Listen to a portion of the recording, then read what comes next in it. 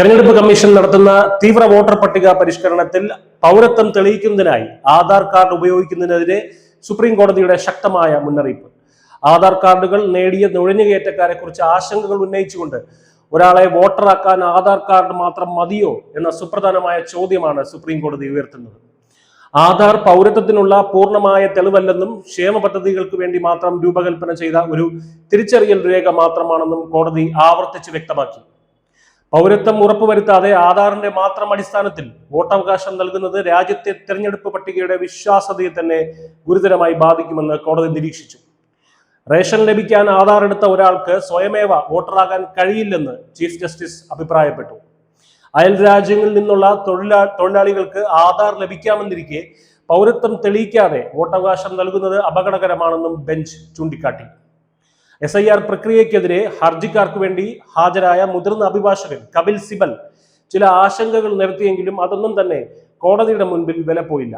സാധാരണ വോട്ടർമാരിൽ പലരും നിരക്ഷരരാണെന്നും അവരുടെ മേൽ SIR ഭരണഘടനാ വിരുദ്ധമായ ഭാരം ചുമത്തുകയാണെന്നും സിബൽ പറഞ്ഞു. ഫോമുകൾ പൂരിപ്പിക്കുന്നത് വോട്ടർമാരുടെ ഉത്തരവാദിത്തമല്ല. വളരെയധികം പേർ നിരക്ഷരരാണ്. അവർക്ക് എഴുതാനും വായിക്കാനും അറിയില്ല. അവർക്ക് ഫോമുകൾ പൂരിപ്പിക്കാൻ കഴിയുന്നില്ലെങ്കിൽ അവരെ വോട്ടർ പട്ടികയിൽ നിന്ന് ഇലക്ഷൻ കമ്മീഷൻ പുറത്താക്കും. നടപടിക്രമപരമായിട്ടുള്ള ന്യായീകരണങ്ങളെക്കാൾ ഭരണഘടനാപരമായിട്ടുള്ള സംരക്ഷണങ്ങളിൽ കോടതി ശ്രദ്ധ കേന്ദ്രീകരിക്കണമെന്ന് അദ്ദേഹം അപേക്ഷിച്ചു. ആധാർ പൗരത്വത്തിന് ഒരു നിർണായക രേഖ അല്ലെങ്കിലും അത് വ്യക്തിയുടെ പൗരത്വത്തിന് അനുകൂലമായ ഒരു അനുമാനമാണെന്ന് സിബൽ വാദിച്ചു. ആധാറിൽ എഴുതിയിരിക്കുന്നതാണ് ഒരാളുടെ വസതി.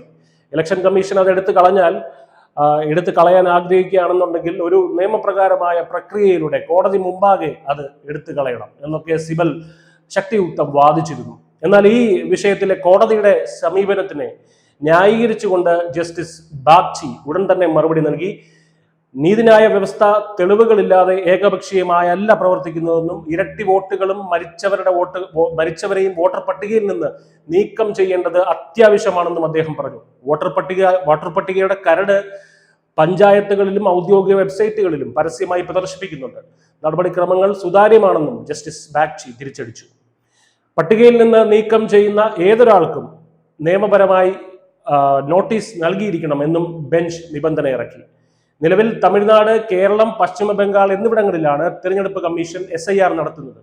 വോട്ടർ പട്ടികയിൽ പേര് ചേർക്കുന്ന ഫോം 6 അപേക്ഷയിൽ സമർപ്പിക്കുന്ന രേഖകളുടെ കൃത്യത പരിശോധിക്കാൻ കമ്മീഷന് പൂർണ്ണ അധികാരമുണ്ടെന്നും കോടതി ഓർമ്മിപ്പിച്ചു. SIR ചോദ്യം ചെയ്യുന്ന ഹർജികളിൽ ഡിസംബർ 1-ന് മറുപടി സത്യവാങ്മൂലം നൽകാൻ തിരഞ്ഞെടുപ്പ് കമ്മീഷനോട് കോടതി നിർദ്ദേശിച്ചു. അതിനുശേഷം ഹർജിക്കാർ മറുപടി സത്യവാങ്മൂലം സമർപ്പിക്കും. ഉടൻ തന്നെ വിശദമായ വാദം കേൾക്കൽ പുനരാരംഭിക്കും. ആധാർ തിരിച്ചറിയൽ രേഖ മാത്രമാണ്, അത് പൗരത്വത്തിന് തെളിവല്ല. ഈ അടിസ്ഥാനപരമായ വ്യത്യാസം വോട്ടർ പട്ടികയിൽ പാലിക്കപ്പെടണം എന്നതാണ് സുപ്രീം കോടതിയുടെ അസന്ദിഗ്ധമായ സന്ദേശം. News desk, news India Malayalam.